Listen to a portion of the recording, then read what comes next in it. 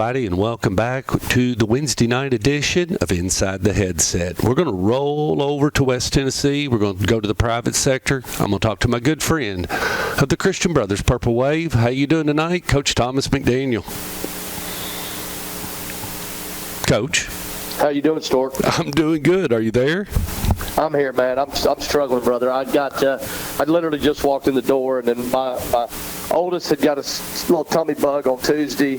She's battling, and then I got home today, and my wife has just got it. So I'm kind of quarantining myself from her and trying to not touch anything and feed my kids. You know, it's just whatever. It's just hey, Coach, we're going to get in the circus. Yeah, we'll get through it. We'll get through it as we always do. We're all family. I hate that that's going on because wow, you got a lot going on. Then let's move. Let's get down to work then. It looks like you picked up a win Friday night. You pick it up from there, Coach.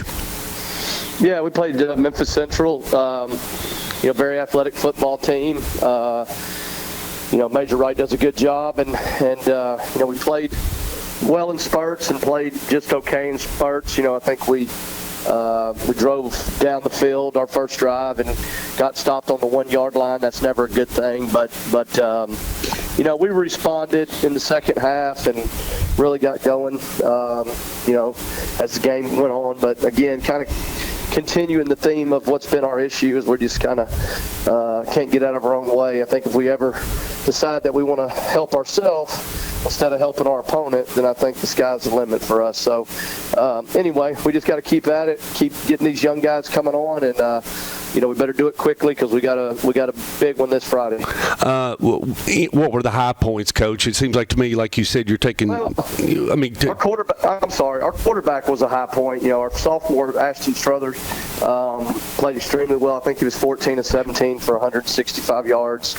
So he distributed the ball very well. Al Wooten played really well again. Dallin Hayden had some good runs for us. So, our offensive line did some good things. We did a lot of good things. We had an interception. I thought we left a couple interceptions on the field that we should have converted on. And I think some of the thing, what we're talking about right now as a team is, it's we got to have a greater desire to exceed and quit worrying about having a fear of failure. I think sometimes we're scared to go make plays. We've tried to talk to them. I've talked to the coaching staff. I think, our staff's really done a good job of trying to be cognizant of building them up and not making them play, and not making them feel nervous or whatever. But the bottom line is the type of kids we got, they're overachievers, they're pleasers, they want to do well for their buddies and for their coaches and for the school. And, sometimes you can press a little too much or be a little too uptight, and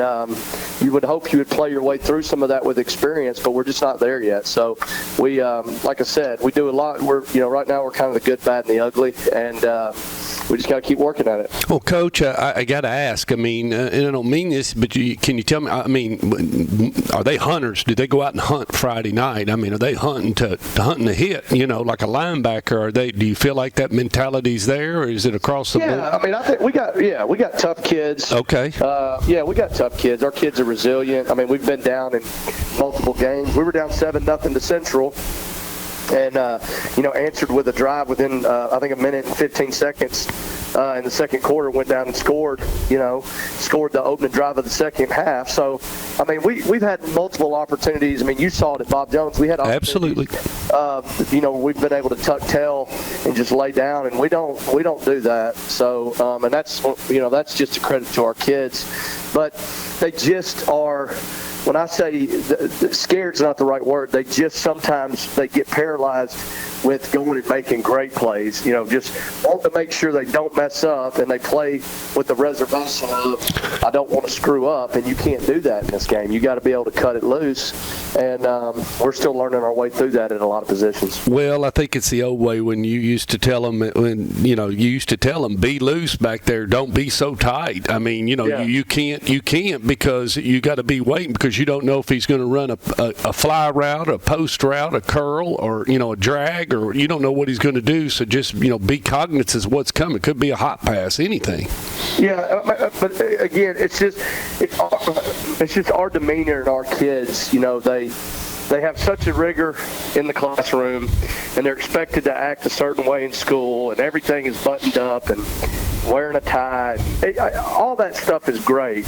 I mean, it's all great culturally, and we develop them into good, but you got to be a kid, young men. But it's just sometimes you got to be able to turn it loose, and we don't need to be, when you're on the football field, and the kids know when I say it, we don't need to be a bunch of Great Danes. And I think you probably know what I mean here. I mean, like, a Great Dane's a beautiful looking dog, but most of the time with a Great Dane, if you slap it, it'll lay down and just sit next to you. You got to have some bite, and we got some guys that'll bite you. But I also think we got some guys that are just playing, not to mess up. And they got to learn that this is supposed to be fun, and you can't let the pressure supersede, your performance. And I don't think necessarily Friday is the case. I just think overall they're never going to be perfect, and they're always pleasers, and they're trying to do their very best for us. So it's hard to, criticize them, but it's just we gotta quit. We just gotta cut loose. And now, with that being said, we gotta eliminate stupid penalties, and when we get our hands on the ball on defense, we gotta get the football and all those little things that we all know about. But it's never really been about an effort issue or a toughness issue. It's just more about, trying to just go out and play the game the way it's supposed to be played and quit worrying about making mistakes. You get done with that. Let's put that to bed. Let's roll on to this next opponent. I mean, tell the people a little bit about Briarcrest and what they got going on, and how big to that side, anything west of us, that is the biggest private school game outside our little world here in Williamson County and everything. That's it. I mean, you get that one and MUS. Those are your two big ones. Yeah, it's a big one, and they've got a really good football team. They're 6-0. They've played some good people in state and out of state. Had a good quality win against NBA a couple weeks ago. They're a very good football team. They're very talented at multiple positions. They got a Division I offensive and defensive lineman in Amari Thomas. They got a Division I athlete, tailback in Jabari Smalls. Quarterback Michael Dallas is a junior who played safety last year but has done extremely well. Great operator, dual threat guy. Athletic on the perimeter, fast receivers, big offensive line. So, they've got all the pieces. And, last year was a dogfight with them. And, we'll have to play well, but it'll be a great environment.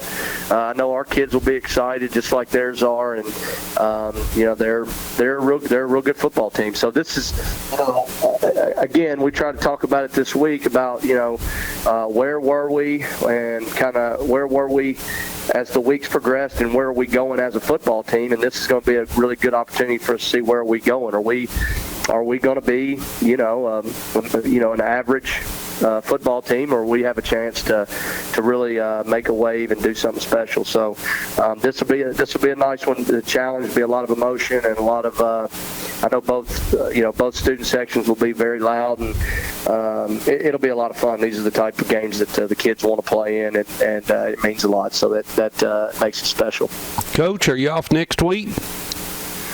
Fall break. It's hard to believe considering it's 97 degrees today, but after this one, it'll be 7 weeks, and it's amazing how quick it goes by. But yeah, we need a break, and hopefully we can go to fall break with a good taste in our mouth and then get ready for those last 3. Well, Coach, we appreciate you, and if you get over this way or anything, hit me with a text. If I'm around, I'll try to catch up to you and everything. But Stork, just to make you aware, because I don't get to do the traveling like you do, next week, fall break, next weekend, I will be in Manhattan, New York for the first time in my life, and I'm going to see one of my kids that played for me my first year. Ben Hill played tight end. Unfortunately, broke his ankle 2 weeks ago, but my wife and I already made plans to go, so we're traveling up there anyway. Going to go visit Ben at Columbia. Wonderful. And go watch Columbia play next Saturday, so I'm looking forward to it. John DeFlippo, he coached a little. I think he played there, then he coached there. Help me out, didn't he? You may be right. I don't know. I'm looking forward to it, man. I've never been up that way. Oh. My wife's got the itinerary all booked out. We got three solid days, and we're gonna have a lot of fun. I went to New York one time. They made a movie about it. Stork Meets New York. It was it was featured in small theaters, but I mean, it was a short film. I'd say I've never heard of that one, but I'll check it out on Netflix. All righty, Coach. You have a great and wonderful rest of the. I hope you get well. I don't need you. Do you all know what it is, or it's just one of those 24-hour bugs, man. And it's the life of having little elementary school kids. So I've got my little daughter's on the mend, but my wife is in bed, and I'm just. I don't know, man. The people that know me can appreciate this, but she asked me today if I would mind staying home tomorrow, and I said absolutely not. It's prior Christmas week. I can't do it. So no. I'm quarantined myself, and I'll use hand sanitizer and pray to the good Lord that I don't get sick. But either way, if I got to have a bucket on the sideline, we'll make it work. I tell you, everybody doesn't understand. I mean, that's what I love about these relationships we had. I was just talking to Coach Shad Owens. I would have never met Coach Thomas McDaniel, and we would have never had the relationship had the video not failed between the Blackman and Oakland game. And Phillips just said, look, I talked to Coach McDaniel at the coaches show this morning. You're to give him whatever he wants. He's got things to trade. He's got business to do, and that's what I need done. And I said, that's not a problem, Coach. And we met and became friends, and here we are on a Wednesday night, many years later. Crazy. But I wouldn't trade it for nothing in the world, all the relationships I have. I have wonderful relationships with you guys, and, it was funny. I left, like I said, yesterday from Kreisky, and I was getting in the truck, and me, after every contest, each coach gets a cut of, whatever I get, you get a cut, just those two coaches that played and everything. He made a comment. He said, that Creasy better not have a copy of that. And I said, listen, my integrity's it's worth too much for that. I mean, the only way you get it is the other one will know it. You got it. That's the only way. Coach, I appreciate you and everything, and we hope. Are you okay health-wise? Yeah, we're good. Yeah, we're good. So we're going into the game healthy, and like I said, it's one of those games like you've seen them and I've seen them. It's going to be a lot of fun. We better start fast, and it's going to better make sure when we get the opportunities to make the big plays, we're on the right side of it. So these are what you do it for. You tell that Al Wooten to turn it up and tell him I'll be waiting on my highlights. Tell him he better be in his in his zip code, and that's in the end zone. He's had a heck of a year. He has. He's a real man, and really proud of him. Proud of the way our offensive line has come along, and that's kind of what we hang our hat on. I mean, if we're going to go down, we're going to go down running right to the teeth of it with him, and he's just he just seems to get better. So we're going to have a big one out of him, and definitely going to go as far as he'll take us. Good luck, Coach, and we'll talk to you in 2 weeks. All right, see you. Bye. See you, man.